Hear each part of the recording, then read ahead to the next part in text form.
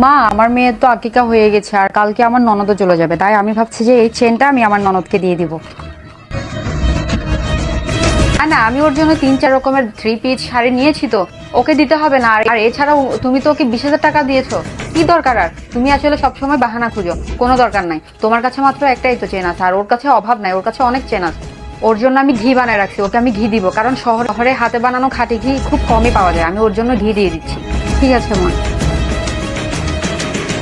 ভাবি কি করছো? আরে তুমি আসছো? দেখো না, তোমার জন্য তোমার ভাই একটা চেন নিয়েছে। আমাদের যতটুকু সামর্থ্য আছে আমরা সেই অনুযায়ী নিয়েছি। তোমার কি পছন্দ হয়েছে? দেখো তো। ভাবি, আমার কোনো চেনের দরকার নেই, কারণ তোমরা তো আমাকে টাকা দিয়েছো। আর আর এটা মনে হয় তোমার নানি দিয়েছিল সেটা, তাই না? যেটাকে তুমি যত্ন করে রাখতে। আরে না না, এটা তোমার ভাইয়া বানিয়েছে তোমার জন্য। আরে বসো না। ভাবি, আমার এই চেনটা লাগবে না, আমার কাছে চেনের অভাব নেই, অনেক চেন আছে, আমি এটা নিব না ভাবি। শোনো, তোমার কাছে এখন 10টা চেন থাকুক বা 20টা চেন থাকুক, আমার সেটা দেখার বিষয় না। আমি এটা জানি যে তোমার ভাই তোমার জন্য এনেছে আর তোমাকে এটা নিতেই হবে। এই চেন কিন্তু আমি নিতে পারবো না বাবা। কিন্তু কি দরকার ভাবি, আমার লাগবে না।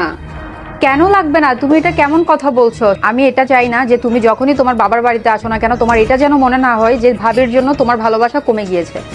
তা আমার অধিকার আছে এই ঘরে, ততটা তোমার অধিকার আছে এই ঘরে। জানি না তুমি আমাকে কতটা বুঝতে পারো, তবে আমি এটাই চাই তুমি যখনই এখান থেকে যাও না কেন, খুশি মনে যাও। দেখলি, আমি তোকে বলছি না যে এটা শুধু তোর ভাবি না, ঠিক আরেকজন মা। যাক, আমি একটু নিশ্চিন্ত হলাম। আমি মারা যাওয়ার পরও আমার মেয়ে বাবার বাড়ির আদর থেকে বঞ্চিত হবে না।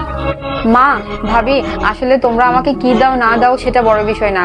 আসল ব্যাপার হচ্ছে, যে জায়গায় একটা মেয়ের বিয়ে হওয়ার পর বাবার বাড়িতে আর নিজের বলতে কোনো কিছু থাকে না, সে জায়গায় আমি আমার ভাই ভাবির এত ভালোবাসা পাচ্ছি। এর চাইতে আমার আর কি পাওয়ার আছে? সবকিছু সম্ভব তোর ভাবির জন্য, নলে এখনকার সময়ে এমন ভাবে পাওয়া যায় খুবই কম। ধর নে, আমি এখানে তোর জন্য ঘি প্যাক করেছি, নে। আর আর কি কি লাগবে বল, শহরে তো থাকিস, তোর কি লাগবে তুই আমাকে শুধু একবার বল, আমি তোকে সব রেডি করে দেবো। আর তোর জন্য তোর ভাবিও কাপড় রেখেছে, বউ শাড়িগুলো দিয়ে দিয়ে ওকে। আচ্ছা যাই হোক, তুই তাড়াতাড়ি সবকিছু গুছাই নে, এক্ষুনি জামাই চলে আসবে, তাড়াতাড়ি। এই যে চলে আসলো। আয় আয়, তাড়াতাড়ি, এটা চলে আসছে।